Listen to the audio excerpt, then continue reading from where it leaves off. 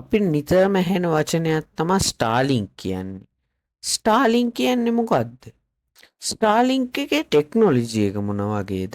ස්ටාර්ලින්ක් එකයි අපේ අනිත් සර්විස් ප්‍රොවයිඩර්ස්ලාගේ වෙනස මොකද්ද? ඒ දෙගොල්ලොම අපිට කනෙක්ෂන් දෙන්නේ එකම විදියකටද නැත්නම් වෙනස් විදියකටද? ආයේ ස්ටාර්ලින්ක්ෙන් අපිට ලැබෙන වාසි මොනවාද? අද අපි මේ වීඩියෝ එකෙන් බලමු.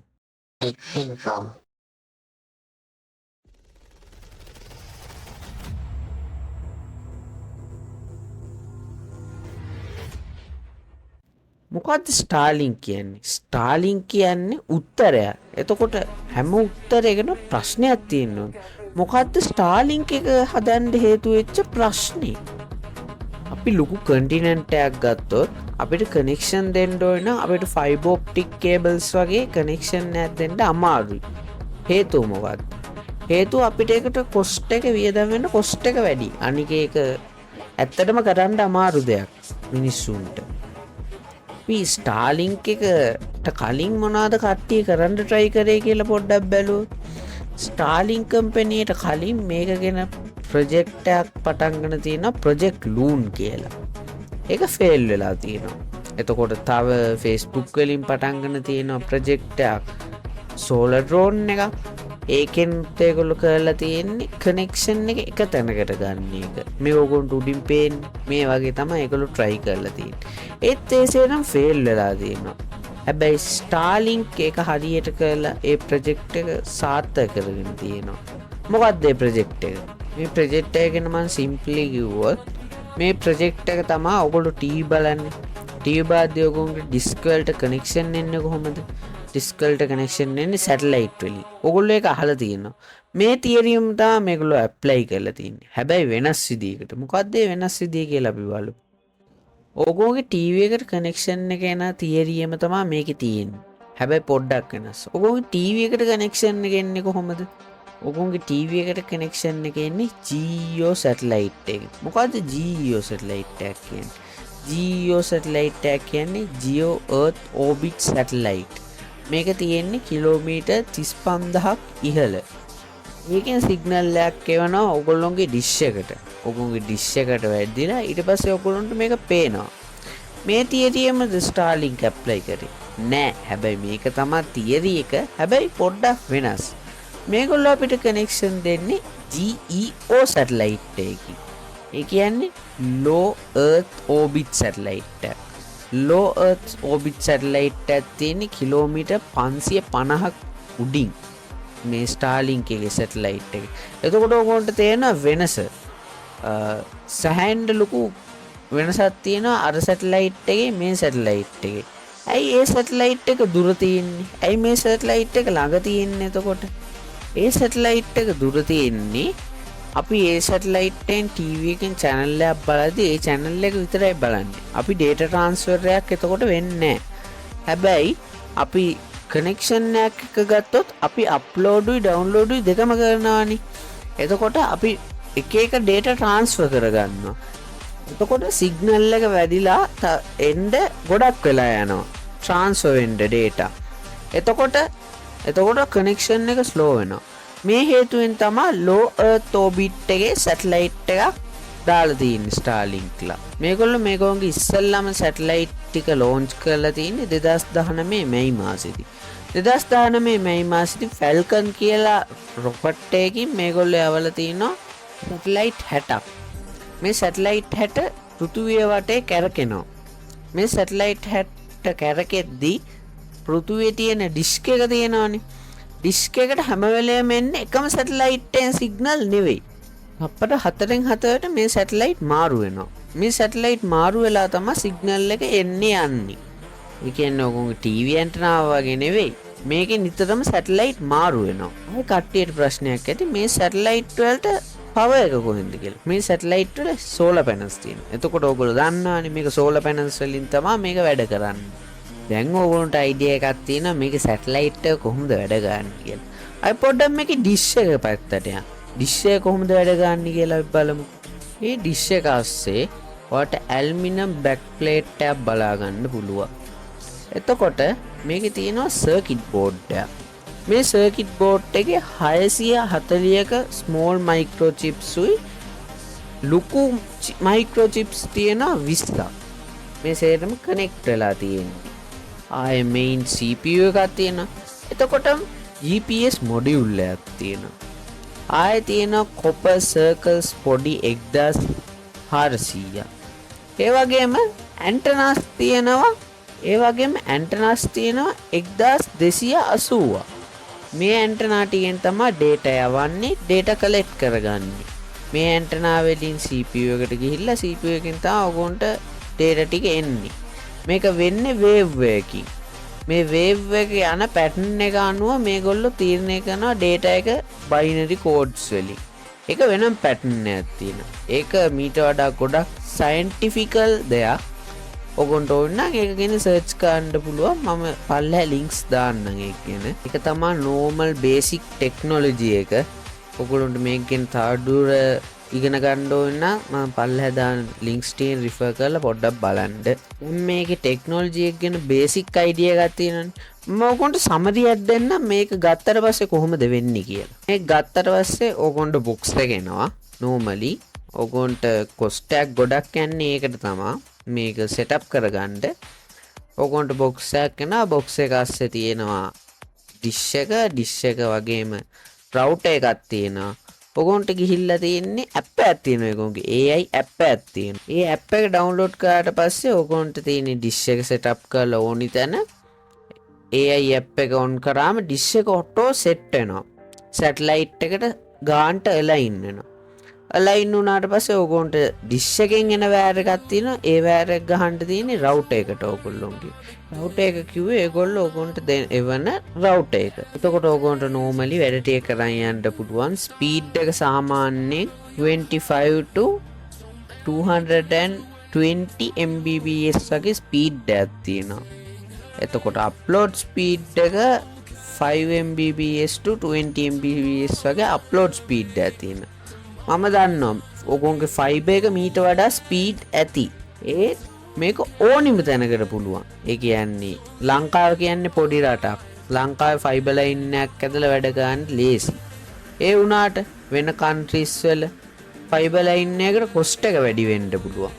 ඒ හින්දාද ඒකට තමයි මේගොල්ලෝ මේ solution එක හොයාගෙන තියෙන්නේ. මං කලින් ඕගොන්ට Geo satellite ගැන කිව්වා. අපි පොඩ්ඩක් ඒක ගැනත් කතා කරමු. නැත්තම් ඒක අඩුපාඩුවන්නේ වීඩියෝ එකේ. ඉතින් ඒගොන්ට Geo satellite ම පාවිච්චි කරන් තිබ්බනේ මේ වැඩේට. ඔව් ඇත්තටම Geo satellite පාවිච්චි කරන් තිබ්බා. අය පොඩි ප්‍රශ්නයක් තියෙනවා. Geo satellite එක place කරලා තියෙන height එකත් එක්ක data transfer එකට මං කියවනේ පොඩි අවුලක් එනවා කියලා. කමන්නේ. හැබැයි වැඩේ කියන්නේ slow වෙනවා එතකොට pin එක වැඩි. එතකොට වැඩක් කරන්න බෑ. ඕගොන්ට game ගහන්න බෑ. ඔය වගේ වැඩ කරන්න බෑ. slow internet එක. හැබැයි මේ අලුත් technology එක LEO satellite වලින් අපිට පුළුවන් මේක ඉක්මනින් කරගන්න නේ. හරි. දැන් ඔයාලට තේරෙනවනේ ඒකේ දැන් ඇයි මේගොල්ලෝ LEO satellite app පාවිච්චි කරන්නේ Geo satellite app පාවිච්චි කරන්නේ නැතු. අපි පොඩ්ඩක් compare කරමු මේක 5G ත් එක්ක. 5G ත් එක්ක compare කරලා බලමු Starlink ද හොඳ 5G ද හොඳ කියලා. අපි fiber ගැන එච්චර වෙලා කතා කරේ. 5G එක මේකට වඩා speed 5G එක මේකට වඩා ගොඩක් උඩින් තියෙන එකක්. හැබැයි ඔයගොල්ලෝ මතක තියාගන්න අපි ලංකාව ගැන නිකමට ගමු. ලංකාවේ 4G තිබ්බත් සමහර තැන් වලට 4G නෑ. 3G වත් නැති තැන් තියෙනවනේ. ළමයිට ඔන්ලයින් ක්ලාස් යන්නත් අමාරු තැන් තියෙනවනේ. එතකොට ඒ වගේ තැනකට Starlink එකක් හයි කරොත් අපි එතන හොඳ කනෙක්ෂන් එකක් අපිට බලා ගන්න පුළුවන්. මේගොල්ලෝගේ ටාගට් එක මොකද්ද? මේගොල්ලෝගේ ටාගට් එක තමයි හැමතැනටම ඉන්ටර්නෙට් ගෙනියන්න. ඒ වැඩේ හරිද? ඒ වැඩේ හරියනවා මේ වැඩේ. එතකොට ඕගොන්ට ආයේ අනිත් දේවල් කියන්න ඕනේ නැහැ ස්පීඩ් එක. ඔයගෙන කියන්න ඕනේ නැහැ. ඕගොන්ට තේරෙනවා 5G හැමදේටම වඩා Starlink එකට වඩා හැමදේම හොඳයි. ඒත් Starlink එක හැමතැනම පාවිච්චි කරන්න පුළුවන්. ඒගොන්ගේ සැටලයිට් කනෙක්ෂන් එකකින්. එතකොට අනිත් හැමදේම ඕගොල්ලන්ට තේරෙන්න ඕනේ. මම පොඩි ඉන්ට්‍රස්ටිං එක්සැම්පල් එකක් ඕගොල්ලන්ට දෙන්නද? යුක්‍රේන් රෂියා වෝ එක තිබ්බා. මතක ඇති කට්ටියට නිවුස් වල ගියා. රෂියා කරපු එක වැඩක් තමයි යුක්‍රේනයේ කමියුනිකේෂන් සිස්ටම් එක වට්ටපු එක. ඒගොන්ගේ ෆයිබර් ඔප්ටික් කේබල්ස් එතකොට ටෙලිෆෝන් කනෙක්ෂන්ස් එහෙම බිඳ වැට්ටුවා. ඒ වෙලේ යුක්‍රේන් උදව්ව ඉල්ලුවා ඉලෝන් මස්ක්ගේ. ඉලෝන් මස්ක්ගෙන් ඒගොල්ලෝ ඉල්ලුවේ ස්ටාර්ලින්ක්. ඊට පස්සේ ඒගොල්ලෝ ස්ටාර්ලින්ක් කිට් එකක් එව්වා මෙහෙට යුක්‍රේනට. යුක්‍රේනට ස්ටාර්ලින්ක් කිට් එකක් එව්වම ඒගොල්ලෝ ඒගොන්ගේ සේරම රීස්ටෝර් කරගත්තා. හොස්පිටල්ස් එතකොට ගවර්න්මන්ට් ඒගොන්ගේ මිලිටරි වැඩවලට සියල්ලටම ස්ටාර්ලින්ක් ඊට පස්සේ උදව් කරා. ඒක හොඳ එක්සැම්පල් එකක් කට්ටියට හැම ප්‍රශ්නයකටම දැන් තියෙන ඕගොල්ලොන්ට ස්ටාර්ලින්ක් ගැන. ස්ටාර්ලින්ක්ගේ තියෙන ඩිස්ඇඩ්වාන්ටේජ් මොනවද? මම පොඩ්ඩක් සර්ච් කරලා බැලුවා ස්ටාර්ලින්ක්ගේ තියෙන ඩිස්ඇඩ්වාන්ටේජස් මොනවද කියලා. ස්ටාර්ලින්ක් එක වෙදර් අවුල් වෙලාවට පොඩ්ඩක් ස්ලෝ වෙනවලු. ඒක එකම හේතුව තමා ඒක සැටලයිට් එකකින් එන හින්දා වෙදර් එක පොඩ්ඩක් අවුල් ගිය ගමන් ස්ටාර්ලින්ක් එක පොඩ්ඩක් සිග්නල් අවුල් යනවා. කොස්ට් එක ස්ටාර්ලින්ක් එක පර්චේස් කරන්න යන කොස්ට් එක වැඩි. ඒ කොස්ට් එක වැඩි හින්දා ගොඩක් අයට ස්ටාර්ලින්ක් පර්චේස් කරන්න අමාරු වෙලා තියෙනවා. තව මං රිසර්ච් කරන තැනකින් මං තව එක ෆීඩ්බැක් එකක් දැක්කා. ස්ටාර්ලින්ක් එකේ රවුටර් එකේ සිග්නල් ස්ට්‍රෙන්ත් එක මදි කියලා. ස්ට්‍රෙන්ත් එක මදි කියන්නේ අපි මොකක් හරි ෆෝන් එකක් ගන්න ටික දුරක් ගියාම සිග්නල් එක පොඩ්ඩක් අඩු වෙන ගතියක් තියෙනවලු. මම මේක අහලා තියෙන එක. ඔයගොල්ලෝ පොඩ්ඩක් සර්ච් කරලා බලන්න. මට එහෙම එකක් අහන්න හම්බුණා ෆීඩ්බැක් එක. පොඩ්ඩක් ඒකෙන් හොයලා බලන්න. ඒ පින් එක හොඳ නැහැ කියනවා ෆයිබර් තරම්. ඒක ඉතින් අපිට තේරෙනවනේ මේක හදලා තියෙන ඒගොන්ගේ ඒම් එක මොකද්ද කියලා. එතකොට තව එකක් ස්ටාර්ලින්ක් සැටලයිට් එකක් අවුරුදු 5ක් පාවිච්චි කරන්න පුළුවන්. ඒගොල්ලෝ කියලා තියෙනවා ඒගොල්ලෝ හදලා තියෙන ස්ට්‍රක්චර් එකත් එක්ක පෘථිවිය ඇතුළට ඕබිට් එකෙන් ස්ටාර්ලින්ක් එක එන්ටර් වෙද්දිම ඒක පිච්චෙනවා කියලා. හැබැයි ඒගොල්ලෝ සමහර කම්පැනිස් කියලා තියෙනවා ඒක එහෙම වෙන්නේ නැහැ. මේක පෘථිවියට වැටෙන්න ඉඩ තියෙනවා කියලා. ඒක පොඩි ප්‍රශ්නයක් තියෙනවා. ස්ටාර්ලින්ක් එකේ ෆියුචර් එක මොන වගේ වෙයිද? ඒගොල්ලෝ ෆියුචර් ප්ලෑන් එකක් තමයි 1 Gbps වලට යන එක. ඒගොල්ලෝ කම්පැනි පටන් ගද්දිත් ඒගොල්ලෝ 2016 ඒගොල්ලෝ ඒක කියලා තියෙනවා. ඒක කියන්නේ ඒගොල්ලෝ තියෙන එක ප්‍රශ්නයක් තමයි ඒගොල්ලෝ තව ටිකක් ඕබිට් එකෙන් පල්ලෙහාට ගේන්න ඕනි සැටලයිට් ටික. ඒකට පොඩි ඉෂුස් ටිකක් යනවා. බලමු මොනවද වෙන්නේ කියලා ඉස්සරහට. ඔය ඒගොල්ලෝ T-Mobilesලත් එක්ක කතා කරගෙන යනවා. ඒගොල්ලෝ කොහොමද ඩිරෙක්ට්ලි මොබයිල් වලට මේ කනෙක්ෂන් එක දෙන්නේ කියලා. එතකොට අපිට හිතන්න පුළුවන් ඉස්සරහට මොබයිල් ෆෝන් වලට ස්ටාර්ලින්ක් එක එයි කියලා. එතකොට අපිට ඩිස්යුෂන් දඟලන්න දෙයක් නැහැ.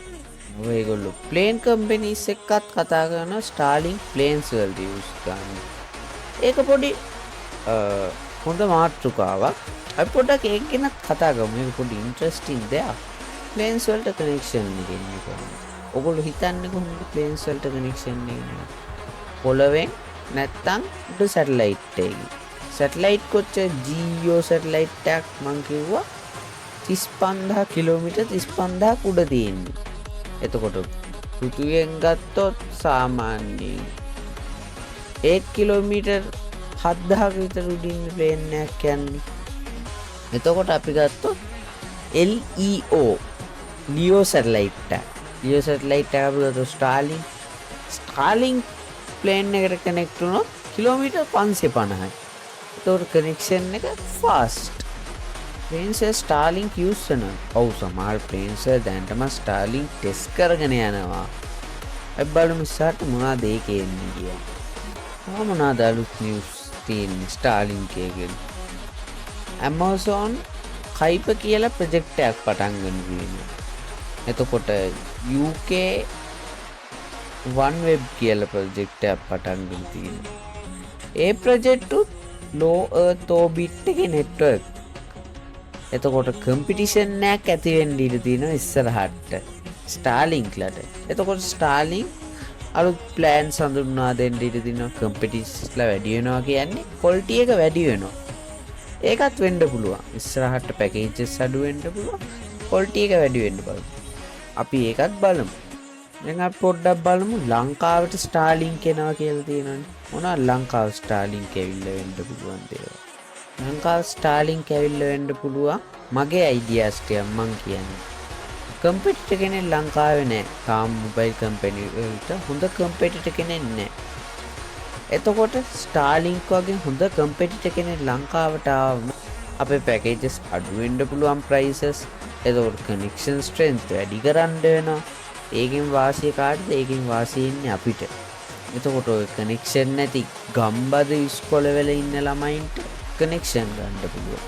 ස්ටාර්ලින්ක් එක කට්ටියටම එකතු වෙලා ස්ටාර්ලින්ක් එක කරා ඉන්වෙස්ට් කරලා ඒගොල්ලන්ට ඉන්ටර්නෙට් එකට ඇක්සස් වෙන්න පුළුවන්. ඒක හොඳ වැඩ. හරි. දැන් මම මේ වීඩියෝ එක මෙතනින් නවත්තන්නේ. මේ වීඩියෝ පොඩ්ඩක් දික් වුණා. මම ඊට වඩා අඩු ගන්න තා වීඩියෝ එක බැලුවේ. හැබැයි ගොඩක් ෆැක්ට්ස් වටින ෆැක්ට්ස් ඕගොල්ලන්ට දෙන්න තිබ්බා. අනික මම පොඩි ලින්ක් එකක් ඕගොල්ලන්ට දාලා තියෙන ඩිස්ක්‍රිප්ෂන් එකේ. ඒ වගේනුත් ඕගොල්ලෝ ස්ටාර්ලින්ක් ගැන ආසයි නම් ඉගෙන ගන්න. ඒ වගේම තව ඔයගොල්ලෝ දන්න මොනවා හරි තියෙනවනේ කමෙන්ට් සෙක්ෂන් එකෙන් දාන්න. පල්ලෙන් කතා කරමු ඒ වගේ.